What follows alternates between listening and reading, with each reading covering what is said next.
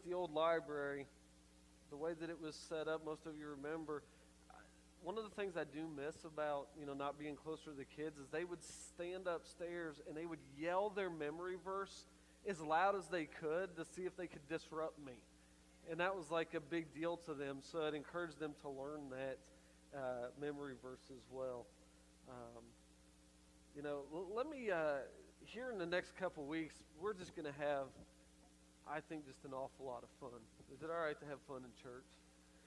If it's not, you're probably at the wrong place. That's down the street somewhere. But the next couple of weeks, we're entering into one of what I think is one of the greatest times of the year. I love Christmas. I love talking about the nice little baby. That's all nice and precious. But there's nothing like the resurrection. The resurrection is what gives us the ability to stand here as we do today, to get up every day. I often have you ever thought about that? What would our life have been like if it ended on the cross and that was it? It's like, those of us who understand that, it's like this hopelessness just floods you. But we're not full of hopelessness because he did raise 3 days later. I get kind of disappointed that we only really discuss that once a year. Y'all have heard me say it's like we think that Jesus only, he's alive one day out of the year and that's it. It's not like he's taking a nap. It's not like he's taking some time off. But the next couple of weeks, next week I think is going to be a lot of fun. The kids they're making flags. And Rachel sent me a text of one that she had made with crayons that said Hosanna and had palm branches on it with a cross on it. And it's just really, really cool. So these kids are going to be waving these flags around next week. We'll have extras, so we'll hand them out. If you want to wave a flag, Michael, man, I see you back here just waving like crazy. Well, let's think about something, though. About something with me. To me, being a sports fan, this is like one of the greatest times of the year for sports with March Madness and, basketball and everything. And you've got some crazy fanatical fools out there. That's why they're called fans, right? Fanatics for something. And, man, they will paint their chest, I've seen, I'm an Indiana Hoosier fan, and so I saw some of these Hoosier guys wearing these pinstripe, candy-striped overalls, in the stands. They'll just do nutso stuff. And I'm talking about just a little banner, a little flag for us to wave come next week. Not to jump ahead, but that's exactly what they did when they saw that Jesus was coming. It wasn't everybody, but it was the largest believers in who he was that started waving these palm branches. All right? And so instead of palm branches, we're going to do that. And then Easter Sunday, man, it is going to be so much fun. We're going to baptize at least 5 kids. I know. And yes, we're going to do it right here, John and I we're going to figure this out, but we're going to have a tank sitting right up here. And we're going to do our first baptism. There's nothing better than that. I'll never forget the first kid that walked up to me, Tyler. He walks up. He's like, Pastor Renny, I need to talk to you. He's real serious. I'm like, okay, what's going on? He's like, man, he said, I want to be baptized. I said, okay, let's figure this out. And in fact, Tyler's the one that really spurred that on. And so I'm really looking forward to that. It's one of my favorite things to do is to be able to do that. And it'll be the very first baptism that we've had. So just some exciting things. Just some amazing, exciting things because baptism signifies new life. It means something brand new that's happening. We've got 5 kids that over the last 2 years have had something completely brand new happen in their lives. I wish I would have had that opportunity and that understanding that young. I really do. And so we're going to celebrate it. We're going to get loud. We're going to get crazy. We're going to shout. We're going to carry on. We're going to have a lot of fun because it deserves to be celebrated. It really does. And as we've been thinking, I've been thinking over the next couple of weeks, I started to think, I wonder what it was like for the disciples and for Jesus this week in history.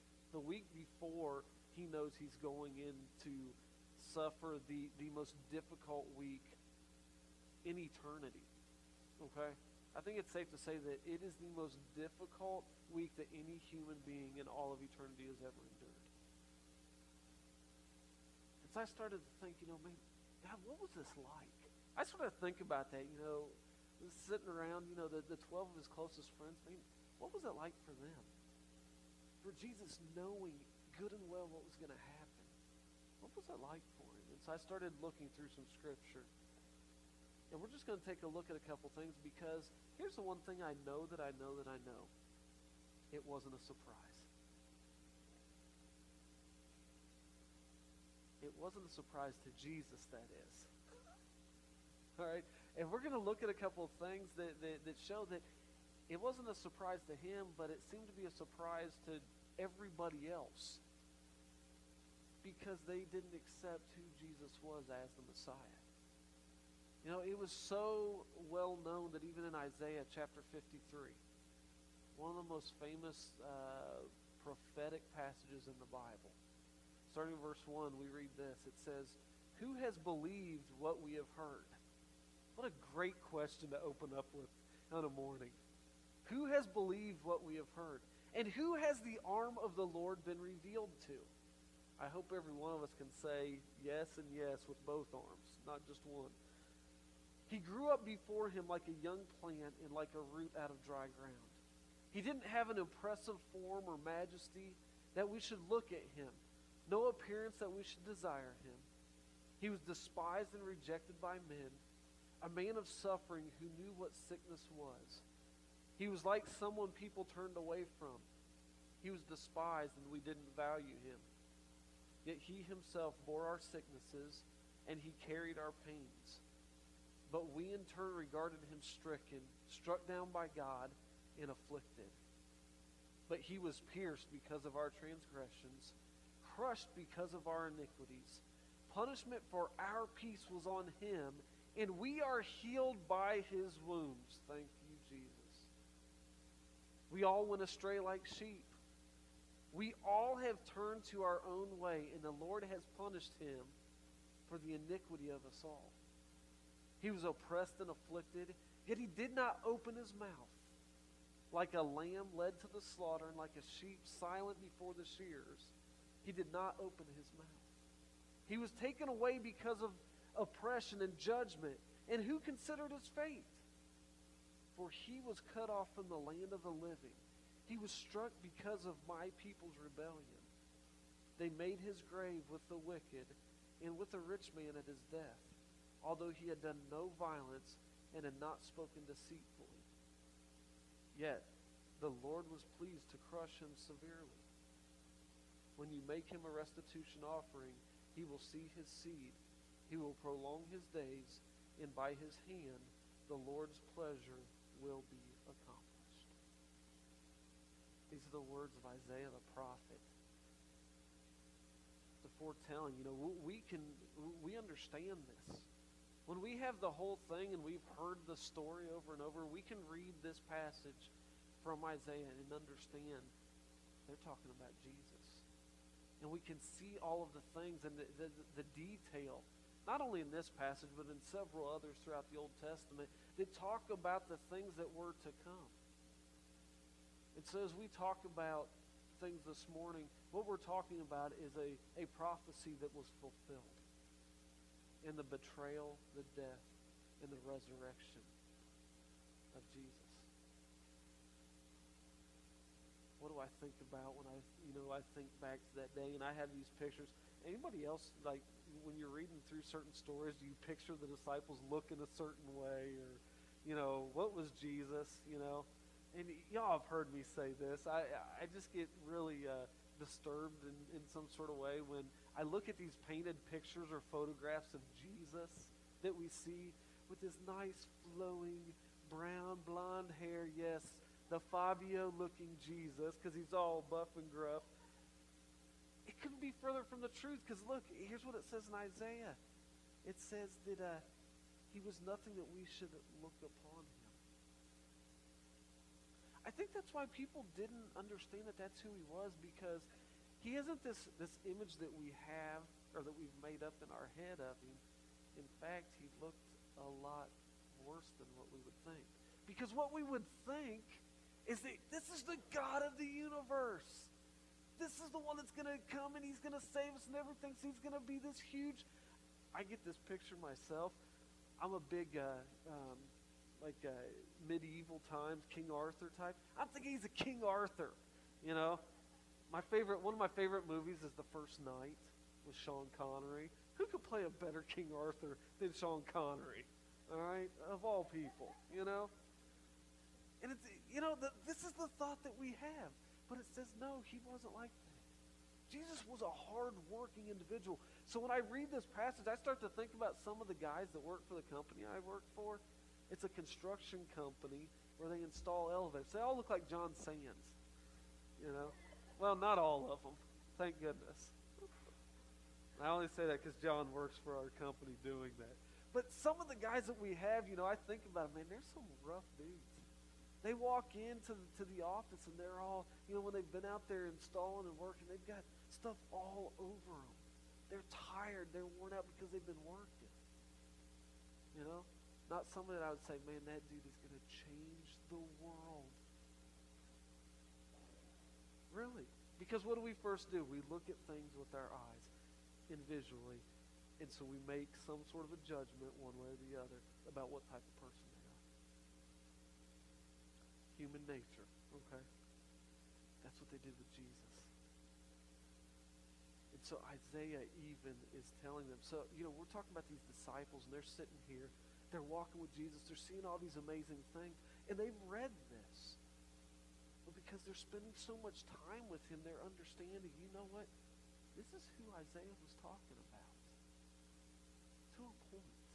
There was only a certain portion of it, I think, that they got. Because if you also read in Isaiah here, as we did, it says that all of us are like sheep who have been led astray. You understand that sheep are some of the dumbest creatures ever made. So, God's really endearing us to his heart there, But this is what the disciples were. The disciples were these sheep that he was talking about. And here's why I think that, because in Matthew, and I stopped in Matthew, I didn't even go to the other Gospels because I was just kind of arrested by this. Jesus predicts his own betrayal, death, and resurrection, not once, not twice, but 3 times to them. Within, I think it's within a 4-chapter, span here. All right? And here's why I say, the disciples didn't get it. Okay? They really didn't. Here's why. The first prediction by Jesus is in Matthew chapter 16. Matthew 16, starting in verse 21. And there it says, from then on, Jesus began to point out to his disciples that he must go to Jerusalem and suffer many things from the elders, chief priests, and scribes, be killed and raised the 3rd day. Then Peter, of course it's Peter, loudmouth Peter, pulls Jesus aside, took him aside, and began to rebuke him. Oh no, Lord, this will never happen to you. But he turned and told Peter, get behind me, Satan.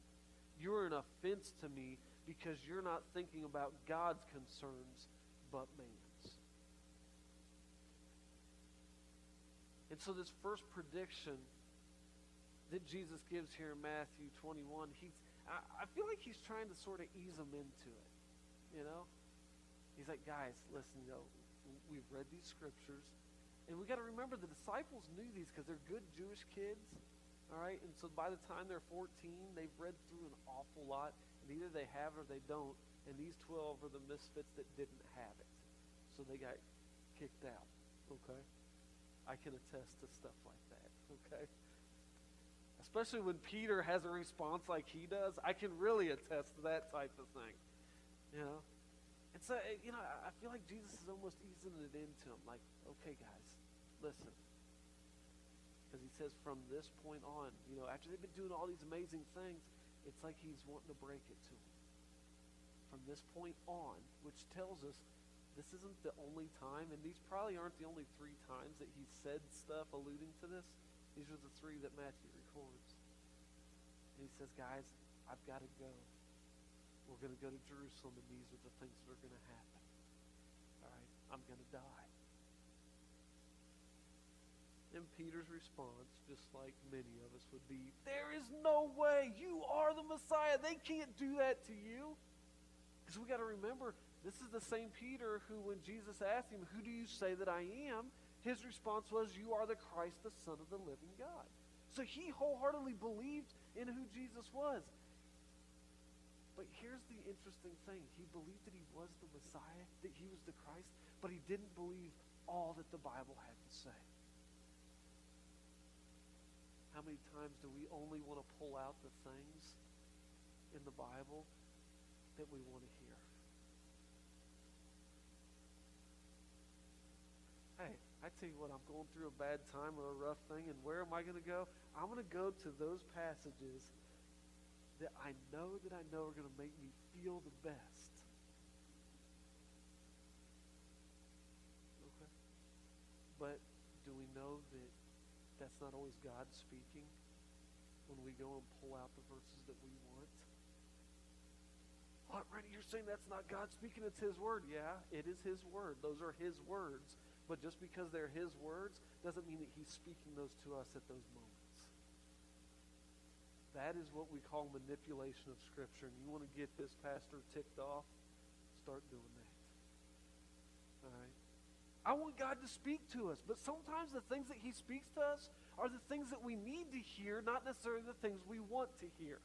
I don't believe that Peter was really wanting to hear, get behind me, Satan. Jesus Christ himself called Peter Satan. He called him the devil himself and says, get out of my way. Because that's all we got to do with Satan anyway. Tell him to get out of our way and he's got to go. James says that. Draw near to me, the devil must flee. So he's kicking Peter out of his way. But then he tells him, listen, this is why. Because Peter was being pretty darn selfish. Rightfully so. I'd want to be selfish too. You know? So we're not much different. But then Jesus gives everything to him in this passage as well. He tells them that he'll be killed after he's handed over. So here he's given the betrayal, the death, and the resurrection. Take note of that. He doesn't just give them the bad things. He gives them the resurrection. Okay? Second prediction by Jesus in Matthew chapter 17. Starting in verse 22. It says, as they were meeting in Galilee, Jesus told them, the Son of Man is about to be betrayed into the hands of men. They will kill him, and on the third day he will be raised up. And they were deeply distressed. Second prediction, he doesn't change his story. He doesn't change what he's telling them. He just gets a little more direct.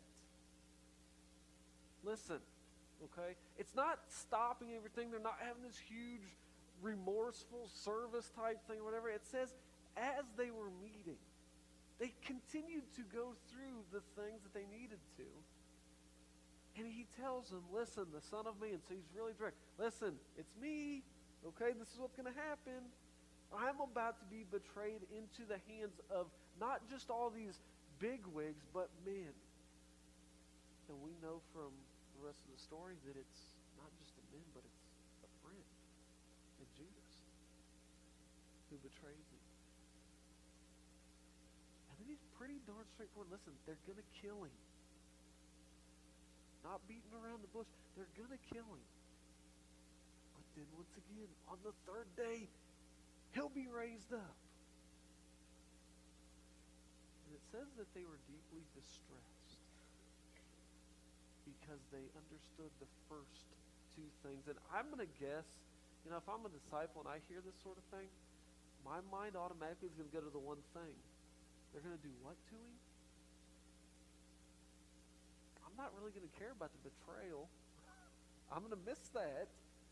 And frankly, we have no idea what resurrection is at that point. You know, even though these are still some of the guys that saw him raise people from the dead on multiple occasions.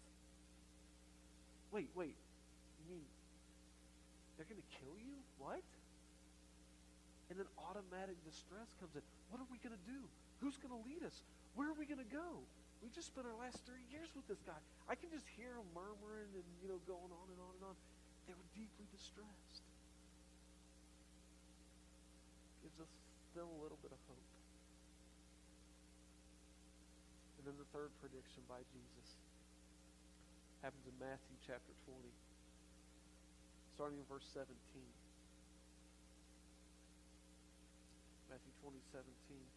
It says, while going up to Jerusalem, Jesus took the 12 disciples aside privately and said to them on the way, listen, we are going up to Jerusalem.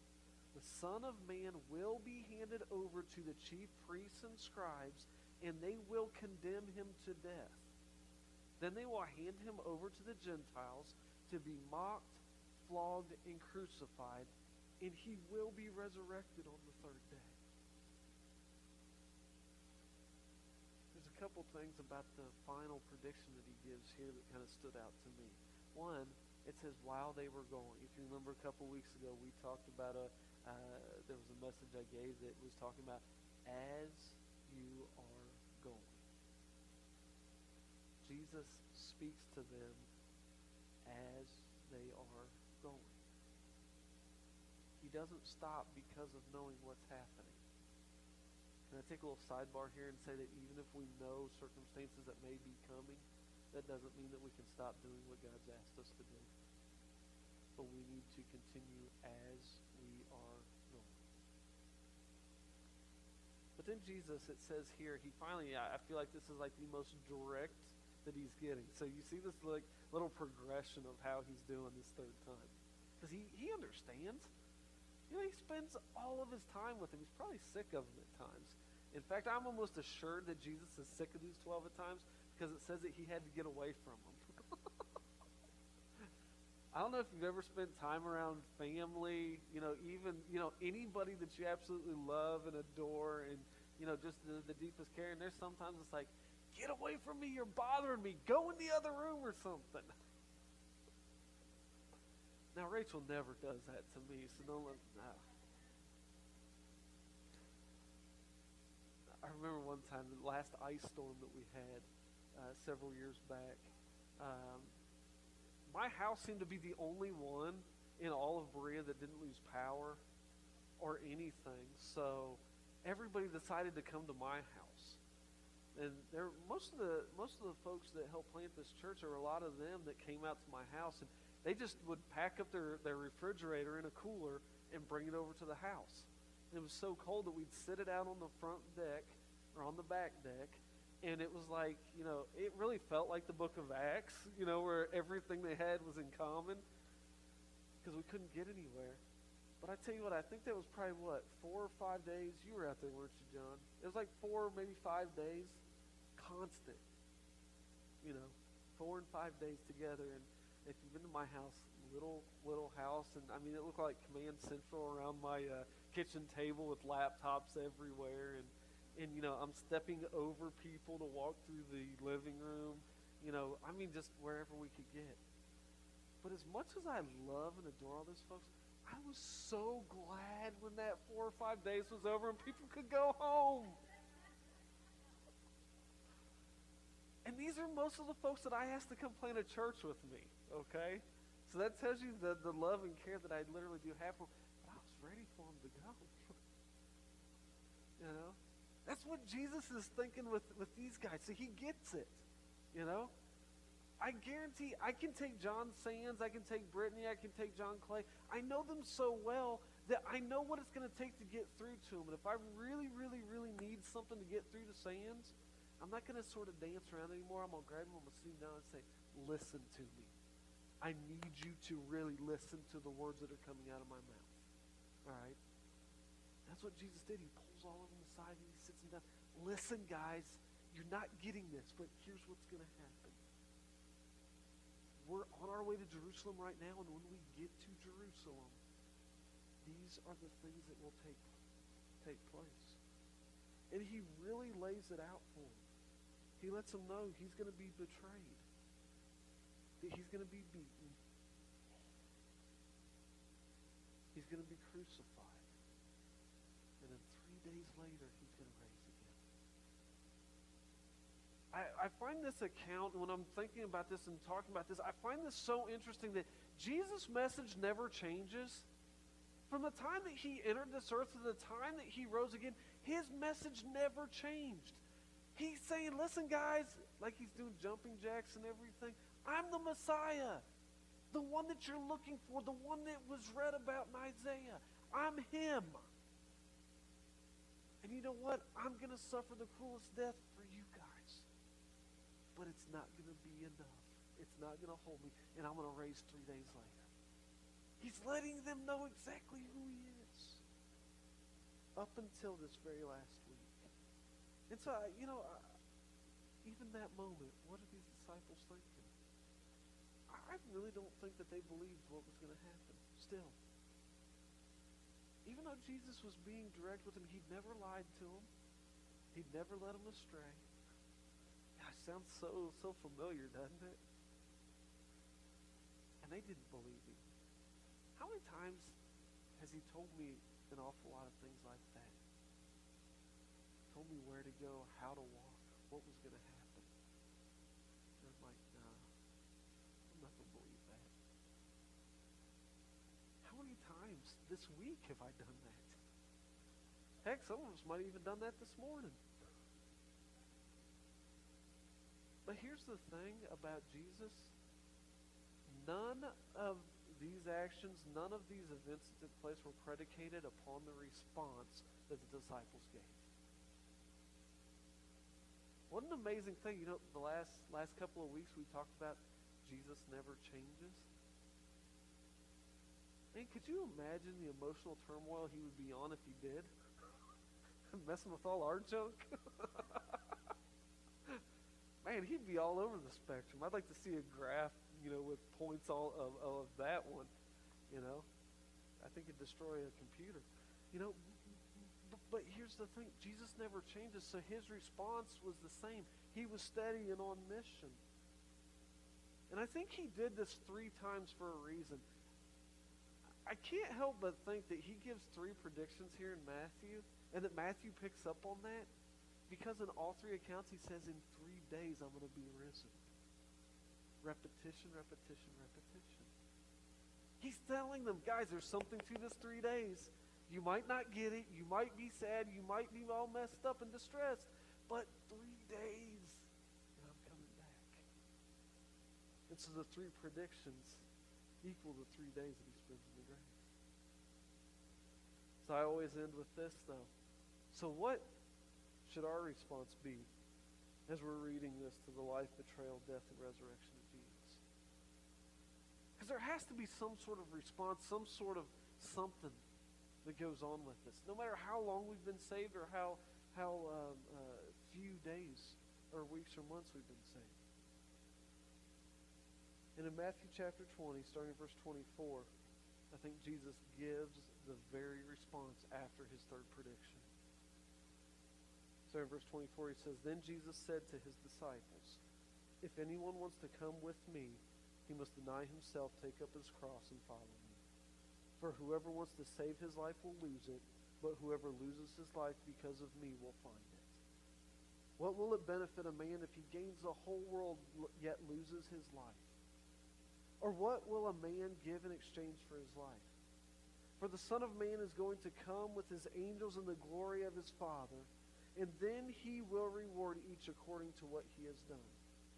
I assure you, there are some standing here who will not taste death until they see the Son of Man coming in his kingdom. The thing that's so great about Jesus is he might give us some pretty difficult, direct things. And sometimes it's just stuff we don't particularly want to hear, but he always follows it up with the things that make you want to believe and follow every last thing that he says. Listen, guys, if you want to follow me, here's what you got to do. There's a lot of buzzwords and different things throughout, church leadership and church training, church leadership training and things. And one of the largest words that I've heard for years is servant evangelism or servant leadership. And I think that Jesus epitomizes that very thing. One thing that I try to do an awful lot of is, listen, I'm not going to ever ask anybody in our church to do something that I'm not willing to do myself. I'm not going to say, hey, Michael, will you go down here and clean this toilet out for me if I'm not willing to pick up the scrub brush and do it myself. That's just, why? Because that's what I see Jesus doing. And so when he tells them in this passage here, when he tells them, listen, if anybody wants to come with me, if anybody wants to be like me, which is what he's asking them to do, listen, you got to forget about yourself. And I can't help but think he's looking right at Peter when he's saying this and saying, listen, forget about yourself. Peter gets a bad rap, but I think he's the biggest egomaniac there was too. Or at least the loudest mouth.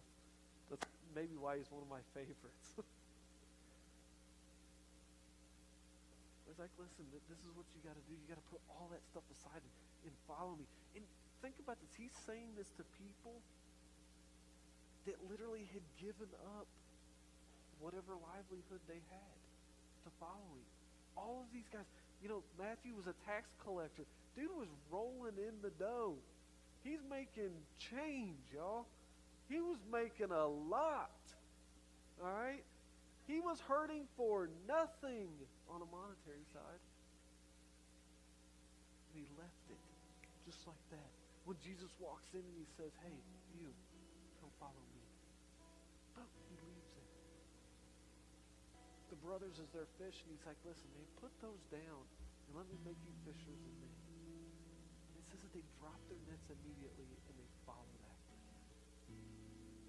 And here he's telling them, those that have given up, in our estimation, in my estimation, they've given up everything to follow me. He's like, listen, no, you've got to deny who you are.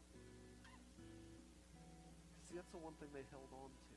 And we see that through these three passages that we looked at when he's trying to tell them about what's going to happen and their responses. You see, it's always about our response. Jesus has done what he's going to do. He's done as much as he's ever going to do.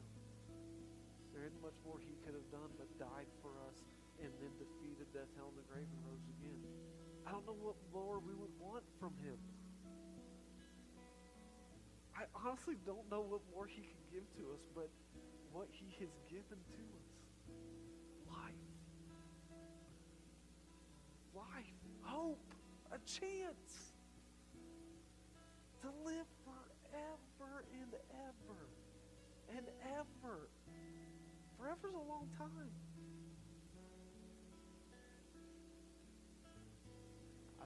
I've been thinking a lot over the last couple of weeks about some of the messages and some of the things that we talk about here, about just how much God loves us. But when I read through Galatians and I read through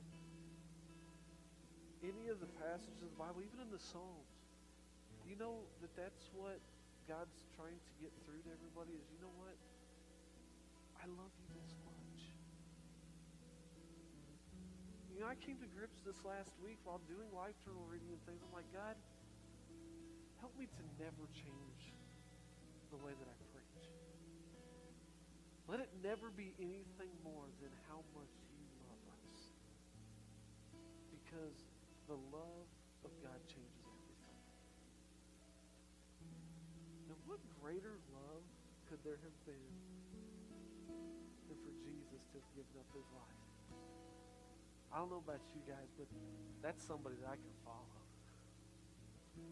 That's somebody that I want to go. All right, God, what do you got? Hey, for crying out loud, I'm trying to plant a church here. You got to be nuts. Or you got to be all in following God. There is a little bit of nuts in me, don't worry. All right? But I think it's a little nuts on the right side of things. All right? Because it's all in with God. God said this. Go love on the people of Winchester. All right. We can do this. It's not going to be easy. It's going to be hard. But go love on them. I'm right there with you. Okay. We can do this. And that's what we're doing. You see, there was a personal prophecy that was fulfilled because it's who God is. He never changes. We see the big picture prophecy here of what's happening. And see, the next 2 weeks we get to celebrate it because we read the end of the book and we see how it happens. But today, what is our response? Listen, if you want to follow after him, you need to deny yourself. Not physically pick up a cross and carry it on your back. Oh, woe is me. But leave everything at the cross because he already did it all. And then take that first step following him, listening to what he has to say. Opening this thing up every day and read and say, okay, God, what do you have for me today? And not skipping, oh, I don't like that one. But no, hey, what is it that he's saying today? All right, Lord, I don't like this. Can we be honest with him? God, I don't like this. This is hard. And I guarantee when you do that, he's going to say, yep, it is. I get that. But you know what? It was also hard for me to send my son down on this earth for you. And I was willing to do that. Are you willing to go through a little bit of hardship for me? You know? I'm not one of these that thinks, man, you get saved and everything's going to be rosy and, you know, you're going to have tons of money, everything you want. No. Because that's not what I read. But I guarantee this, there's joy that comes. There's things when they're difficulty. Yeah, man, and I grumble with the best of them. Oh, but man, when we get to the other end of it, we see what God can do. We'll sing songs like we did this morning. God, I can sing of your love forever. Because then we understand that that's what it is. When he loves me that much that I can sing about it forever. I can jump up, I can dance, and I don't dance, y'all. You see me here on Sunday mornings, you know? Come on. But it's not about that. It's about the joy that floods our soul, the joy that he brings us, and the hope that we have. And if we can't have hope today, then how are we supposed to have it next week? Because, y'all, I'm going to stand up here, I'm going to wave a flag, I'm going to jump around, I'm going to do whatever, because he's alive. I'm getting goosebumps just saying it because it's the truth of it. And this is what we get to share with folks. Let me pray for you, and then we're going to sing. And John, let's sing something upbeat, celebratory, life-giving, whatever. You know, come up with something. He loves it when I do this to him. Yep, I can see that. He's going to get me. That's the joys of being pastor. You get to do stuff like that. See, that's what he thinks of me. Yeah, see, that's what, that's that. Well, he is the namesake of one of the disciples, so I guess that's, you know, but here's the realities, you know. We get a chance today to make a choice on how we want to follow. It's not following me, guys. It's following Jesus, and I like what Paul says, follow me as I follow Christ. Okay? And that's my heart. Not just for me and for my family, but for you and for your family and for our Oasis family, is that we would always follow Christ. Let's pray. Lord, thank you so much. God, I thank you that as we read your word, Lord, that it is truly a prophecy fulfilled. Lord, that we get to walk out and live life today because of a prophecy fulfilled. God, I thank you that your word that you spoke way back at the very beginning, it didn't change. God, that you're the same, as it says in Hebrews, you're the same yesterday, today, and forever. And that God, because you are the same yesterday and forever, because you never change, Lord, that this prophecy doesn't change just because it's another year and it's another Easter that we're celebrating. God, it doesn't change because it's your word. Lord, it's not just another Easter. It is another day that we get to celebrate the fact that, Jesus, you are alive. And Lord, because you're alive, we are alive. God, that there is a hope that lives inside of us. And so, Lord, this morning, I ask that we would take this word to heart. God, that this wouldn't be oh no, he died, but yeah, you know what? He died, but he rose again 3 days later so that we could have a chance. And so, Lord, this morning, allow our response to be, God, I want to give you everything that I have. Lord, the things that I've been holding back and the areas that I've been holding back today, Lord, no more, but I'm giving those to you to be able to walk forward. God, even when things are tough, even when the word is a little bit difficult, Lord, I still know that you're God. And Lord, because of that there can be joy unspeakable. There can be hope everlasting for my life and for those that I surround myself with, for those that I come in contact with. And Lord, allow us to be a people that know who you are, and that you are the Christ, the Son of the living God, who died on the cross and who rose 3 days later, and that you are coming back again. God, let us not forget that you're coming back again because you're alive. And because of that hope that we can take another step and have another day.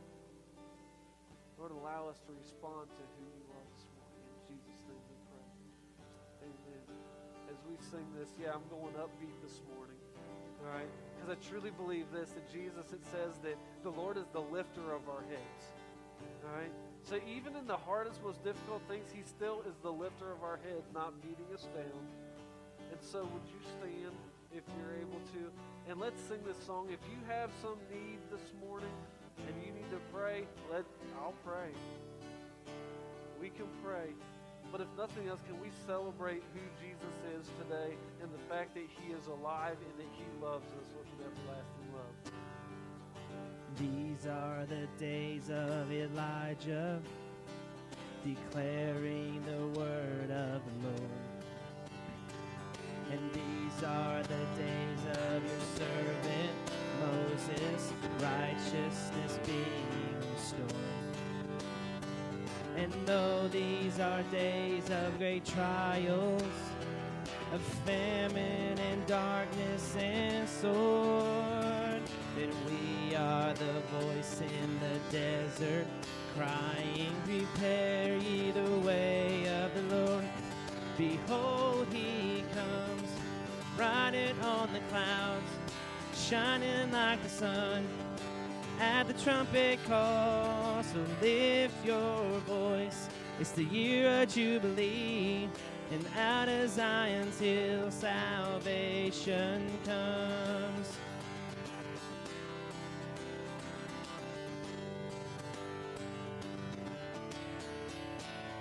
And these are the days of Ezekiel, the dry bones becoming as flesh. And these are the days of your servant David, rebuilding the temple of praise. And these are the days of the harvest. The fields are as wide in the world. Still we are the laborers in your vineyard, declaring the word of the Lord. Behold, he comes, riding on the clouds, shining like the sun. At the trumpet call, so lift your voice. It's the year of Jubilee, and out of Zion's hill salvation comes. There's no God like Jehovah. There's no God like Jehovah. There's no God like Jehovah. There's no God like Jehovah. There's no God like Jehovah. There's no God like Jehovah. There's no God like Jehovah. Behold, he comes, riding on the clouds, shining like the sun. At the trumpet call, so lift your voice. It's the year of Jubilee, and out of Zion's hill salvation comes. Behold, he comes, riding on the clouds, shining like the sun. At the trumpet call, so lift your voice. It's the year of Jubilee, and Out of Zion's hill salvation comes. Who was and who is to come. Who was and who is to come, to come, to come.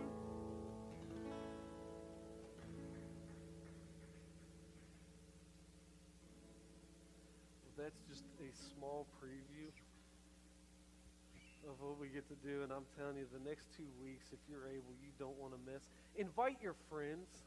Invite family. Can I tell you that in church planning training, there are 3 days out of the year that people will go to church.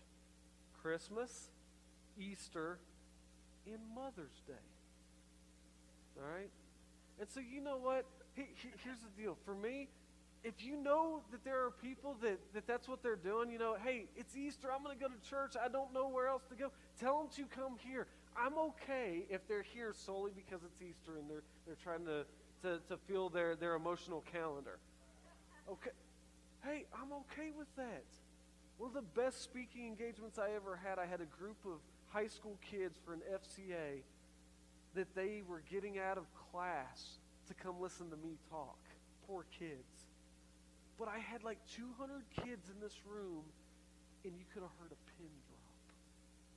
And I told them, I'm like, listen, I know half of you are here just because you could get out of class, and that's okay. You're still going to listen to what I have to say, and I got some good stuff. You know?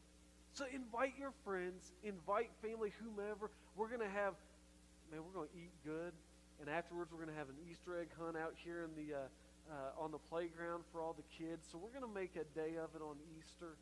You know, Palm Sunday's going to be great too.